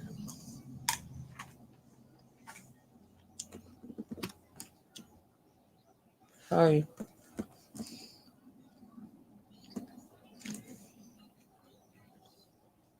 I can hear me chewing like a mug because I have my headphones on. Sorry. Okay. Let's see. Did I read all the men one? Oh. Okay. Stalking and homicide. I didn't read that one. 1 out of every 19 U.S. men have been stalked in their lifetime to the extent that they felt fearful or believed that someone close to them would be harmed or killed. Among male stalking victims, almost half, 44.3%, reported being stalked by only male. I read that. Only male perpetrators with a similar proportion, 46.7%, reported being stalked by only female perpetrators. About 1 in 18 male victims, 5.5%, reported having been stalked by both male and female perpetrators in their lifetime. Homicide. 1 in 20, 5% of male murder victims are killed by their intimate partners. Between 1980 and 2008, in the cases which the victim-offender relationships were known, 7.1% of men were killed by an intimate partner. The percentage of males killed by an intimate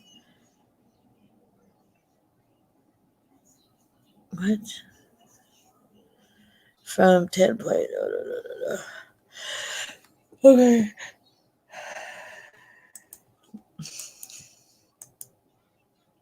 Domestic violence and children. Here we go. Child custody continued. So that means I gotta go back here.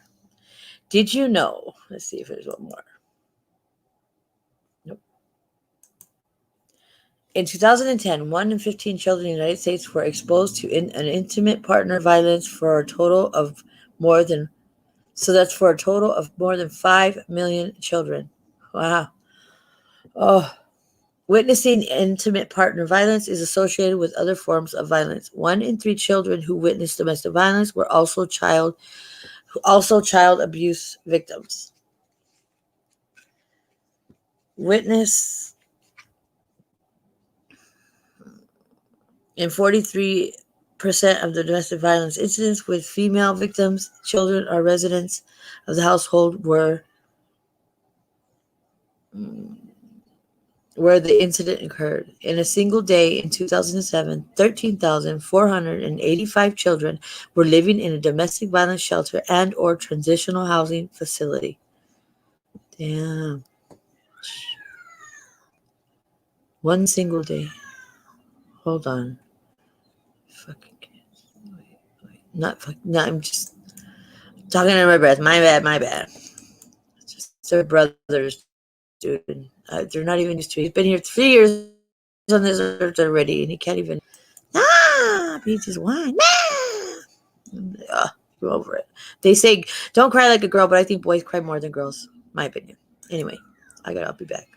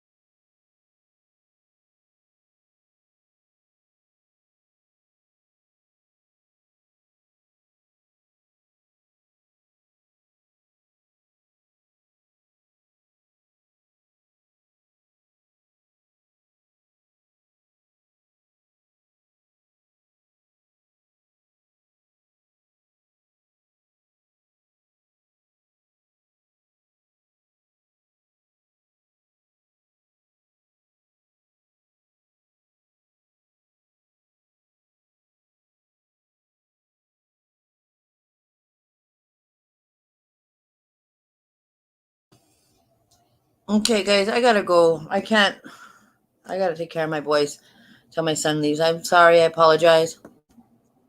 Um, I'll probably make a. I don't know. I'll probably make like a little video or something. But I'm gonna go to my other channel and do it on my other channel because I think it lost its oomph. So, okay, take care. Sorry again, but one day when I grow up, things will be better. Anyway, take care, guys. Hope some of this information was worthwhile. I'm going to my other channel, Awareness with Audrey. Take care.